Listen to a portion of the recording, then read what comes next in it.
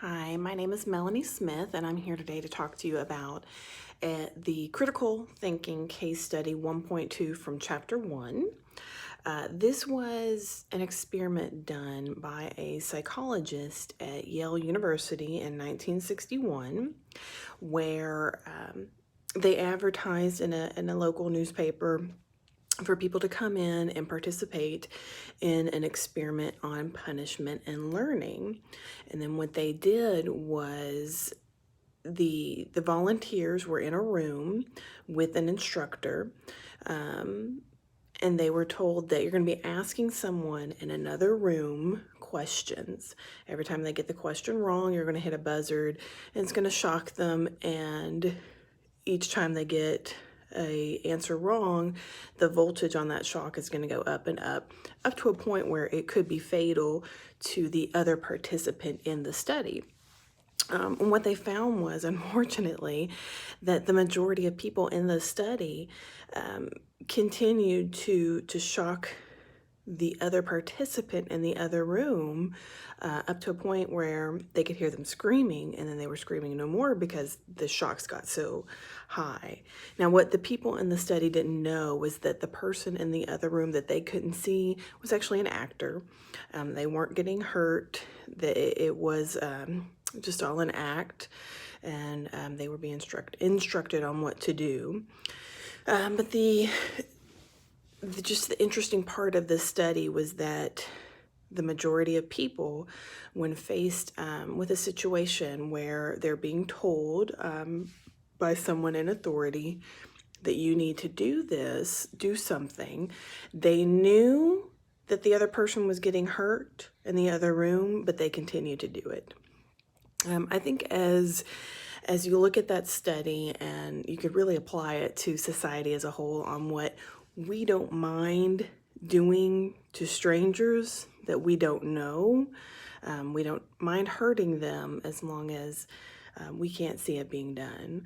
Now, the questions, the first one, critics of Milgram's research, that was the name of the professor, have argued that the physical separation between the participant and the teacher in one room and the learner in the other made it easier for the participant to inflict the shocks. Do you think that made a difference? Why or why not? That absolutely made a difference. When you know that you're hurting someone, but you can't see it being done, it is absolutely easier for you to make that decision to hurt them if you're being told to do it. In a business situation, let's say that, you're being told that something has to be done a certain way. Yes, people downstream may be hurt by this, but this is what we need to do. If you don't see how it impacts the people downstream, it's much easier to say, okay, I'm just going to do this because this is what my boss wants me to do. So I do think it made a difference, but I think it made a difference to prove the point of the study. And I will say, though, that I do feel like this study was slightly skewed because the fact that they advertised for people to be asking for people to come and be a part of this study on punishment and learning, and they did so in a newspaper. These weren't really just random people off the street. Someone who is, you would really have to look at the quality, the characteristics of somebody who is likely to volunteer to be a part of a study like that. So I will say that I think that skews the results of the study. And the second question is, the treatment of the participants in the study raised as much criticism as the results the study generated. Was it ethical to mislead them into believing that they were really inflicting pain on the learners? Why? Again, this was absolutely ethical. For one, the person in the other room was an actor and they weren't being hurt.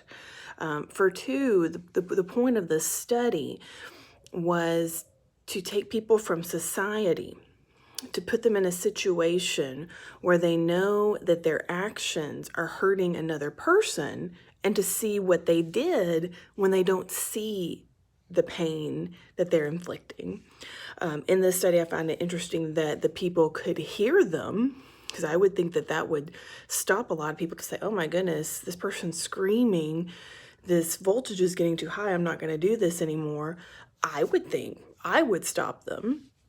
I would stop myself, but I find it very interesting that those that participated in this study were not bothered by it, and many of them kept going.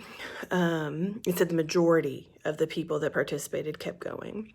And again, when you look at this study as a whole, think about in our daily lives that we don't mind hurting strangers because we can't see it.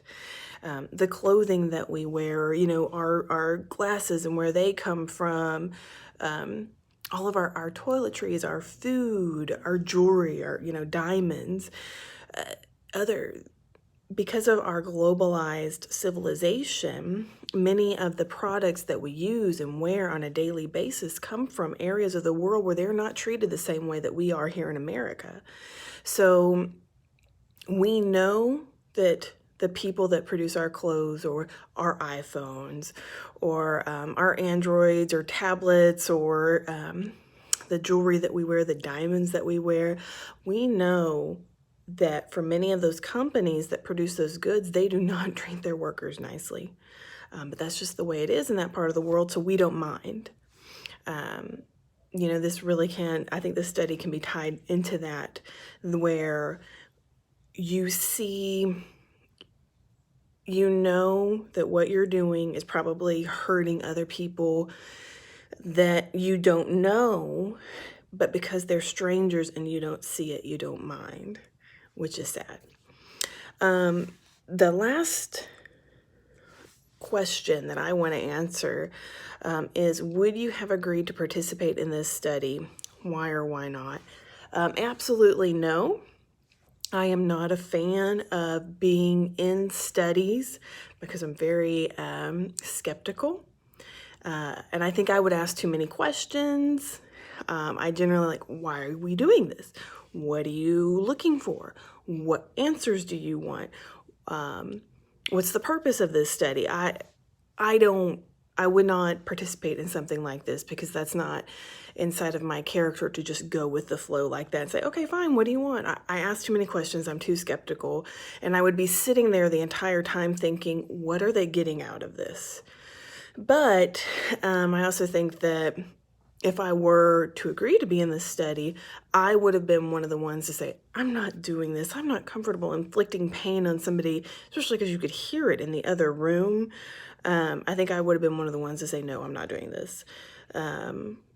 Just because I don't, like I said, I'm skeptical. And so I don't think I would have been a very good participant in this study. It is a very interesting study, though, on ethics as a whole and just what people are okay with doing or not doing, depending on what they can see and hear. I do absolutely believe this was an ethical research study.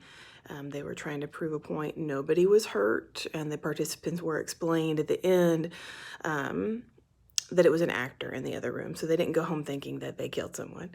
So it's a very interesting study. They talked about it in the case study as well, that this has been replicated many times over the years, and the results are all very similar, that when people are put into that position of authority and then being told by authority to do this, to hurt the other person in the room every time they get an answer wrong on the questions, that they continually do it. So it was very interesting. I enjoyed reading it, and I enjoyed thinking about how this study as a whole applies to society. And on a different note, I just want to say I'm really excited. This is my very last assignment, my very last class of my undergraduate degree. I enjoyed it. Professor Noblin, thank you so much. I hope you have a great summer, and thank you for this last assignment.